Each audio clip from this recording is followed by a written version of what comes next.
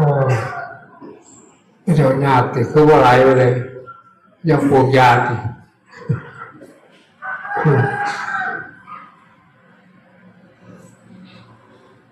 มึงงานเด็ดดี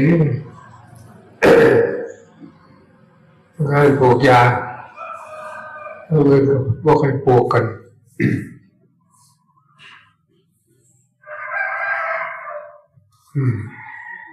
หลายมือเติบครับทั้งมือมากมันจะเป็นไปวันที่8เอา30มาก่อนเวลาอายุมันก็ว่าอายุวันโดนไปเลยเนี่ยม้วนกับเขาป้าคือทีเลยเป็น100-200-300นี่จะได้ปลาเลยโดยบางคน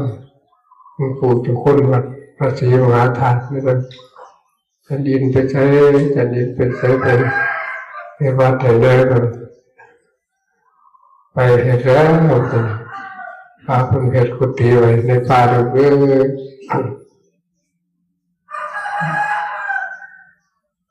ผม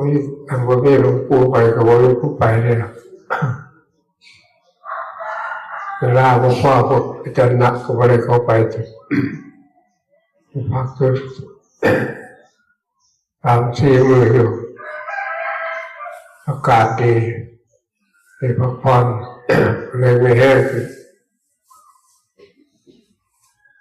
ดูว่ายังของแขวก็อยู่วัดเฮาอยู่นะครับอากาศเจียวแกงเป็นผ้าอากาศจะว่ามันร้อนหลายร้อนเพราะว่าจำกัดเว้นเป็นบางพื้นที่ก็บอกร้อนปานใดโดยเฉพาะอยู่ในป่าเป็นพวกเขาสูงเขาเอิ้นฟ้าใช่ไหมทีนี้จังแถวคนมีแต่ฟ้าน้ำขังถนนหนทางอันนี้อยู่สูงเลยเขาก็เป็นฟ้าเมืองแกะฟ้าอย่างปล่อยมั่วปล่อยนั้นแต่ละคนมีทีหลายมันก็ฝากมั่วไปคิดกลัวโต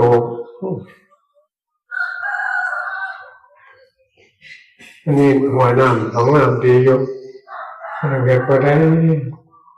ไปเผยแพร่พระพุทธศาสนาบริบาลคนแล้วก็ได้ดีได้รู้ได้ประโยชน์ตนคำของพระพุทธเจ้าพูดว่าพระมาเดนะ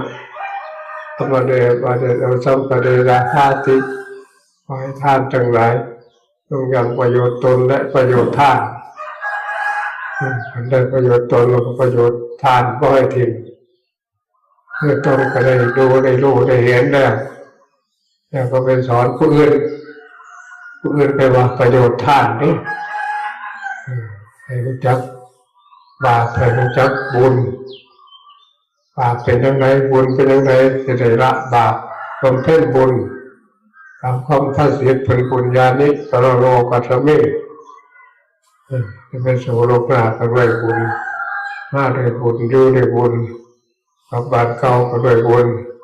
กันว่าด้วยบุญเราไปอยู่ด้วยบาปประกาศทุนตัวไม่แต่ไอ้นั่งไอ้วันไหนกันพอมีญาติมีโยมก็ว่าได้เผยแพร่อะไรประโยชน์ตนดังเดียวก็บ่สมบูรณ์แบบเป็นไหนมันจะตนได้โง่ได้ดูได้รู้ได้เห็นความละถอดปล่อยวางละโกรธโกรธหลงโมโหโทโสอิจฉาริษยาพยาบาทอาฆาตทำคำจงเว้นได้ทำได้แล้วก็ต้อง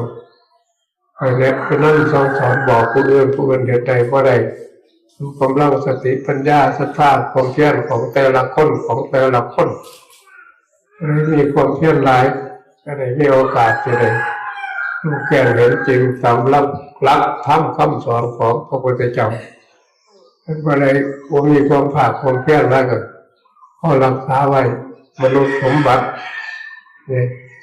เกิดมาเป็นมนุษย์ได้พบพระพุทธศาสนาได้ฟังธรรมคำสอนของพระพุทธเจ้าแล้วก็ได้ปฏิบัติธรรมอีกมันก็ครบบริบูรณ์ดีอะไรก็ตามคำภาษิตโบราณอิโฉมนุสสะปฏิลาโภอันนี้เกิดมาเป็นมนุษย์เป็นราชอันประเสริฐติดฉังพุทธสมุปปาดังการได้เกิดมาพบพระพุทธศาสนาเป็นลาภเป็นประเสริฐติดฉังสัทธรรมะสมนังการได้ฟังธรรมคำสั่งสอนของพระพุทธเจ้าเป็นลาภอันประเสริฐที่เขาไปพบมาเหมือนเห็นมาเหมือนทำมาเหมือนโดยเฉพาะในแถวผ่านเมื่อมุนีอย่างหลวงปู่จะพูดทำเกดีเลยส่งหลวงปู่ใหญ่ของมากเผยแผ่พระพุทธศาสนาแต่ตะเกียบมาก่อนแถวบ้านมุนีก็จะแก่เสียเพราะบูชาน้ำจะเห็ดให้เห็ดหน้ามากไปรอนปูตาบนตัวโอกาสเฝ้าปลูกง้อปลูกกล้วยปลูกนั่นปลูกนี่ไปปูตารักษาแต่งแก่แต่งนั่นแต่งนี่ไปกินดิบกินได้กินไปหลวงปู่มาแล้วก็นับแต่พระลาขึ้นไปเด้อปลาสมปลาจอมปลาแล้วก็ลุกเลยไฟมาอันเดียวกันพุทธิมีไตสรณคมคือที่เขาคอนรับศีลในพุทธังธัมมังสังฆังสรณังกัจฉามิกิจพระพุทธพระธรรมพระสงฆ์เป็นสรณะที่พึ่งที่ระลึกที่รับถือหลวงปู่มาเกี่ยวแขนยืดหลายปีให้ไม่ได้แล้วพอหลวงปู่ลงไปได้แล้วก็หูเปลี่ยนแปลงไปพ้นตามทิมตามทางไปไกลมากอยู่ผสมประสานไปกับโหในด้านไปนั่นโดยเฉพาะสมัยใหม่ทุกหน่วยจิตใจแข็งกระด้างไปศาสนาธรรมต่างๆก็จะเกิดของพระพุทธศาสนาก็หายไปต่อผู้แก่ไปในวาดในปกก็ไม่รู้มีหลานไปนั่งชั่วโมงเดียวพอคนซ่าพอมีอูนอนพ่อได้ป่วยพ่อได้รักษาเนี่ยพ่อจะคลอดออกมาพูดหูจักข้านเป็นนี่ยังเป็นแบบคือโทรศัพท์ให้เด่นให้มันติดจะได้เห็นจังไหนเห็นมาแต่น้อยใครกลัวเอาอูแกนอูไปอยู่ไอ้นอนเดียวเอาแนวไอ้เด่นช่วงนั้นมันก็เรื่อยๆนะโลกจะเริ่มสินธรรมคอยเสื่อมไปช่วงระยะปัจจุบันก็ยังมีแนวทางแน่วันถินวันพระก็ยังมีแน่อยู่เทศกาลเข้าพรรษาก็ยังมีอยู่แน่อยู่ถึงว่าหลายๆก็ยังมีเพราะเป็นแนวทางให้ผู้ที่มีกิจศรัทธาให้หูสึกโตนเต็งว่ามีผู้ปฏิบัติศีลธรรมอยู่มีผู้เข้าวัดจำศีลนั่งสมาธิเจริญเมตตาภาวนาอยู่ก็จะได้โอ้กันอยู่บ่เศร้าตัวรักษาแนวทางปฏิปทาของพ่อแม่ไว้เล็กๆน้อยๆตามกำลังศรัทธาปัญญาความเพียรยังเฮ็ดไปก็ยังดีอยู่เพราะว่ามีวัดมีว่าเพราะมีพระเจ้าคอยทรงอยู่นี่ก็ยังดีอยู่อันหนึ่งอยู่เขาแก่เน้นนักภาคปฏิบัติเขามากๆถึงแนวทางของผู้ปัจจุบันนี่ของผู้ก็เน้นนักเรื่องภาคปฏิบัติเน้นนักเรื่องการทำบุญถึงมีพละอานิสงส์ยิ่งกว่าการทำทานก็เลยพระเจ้าประสงค์ขอบคุณในครูปานมาใช้บาตรในสถานที่ที่พ่อแม่คนเฮ็ดไว้สถานที่ในบาตรเทศกาลเข้าพรรษาเห็นออกตนในเรื่องทุกวัน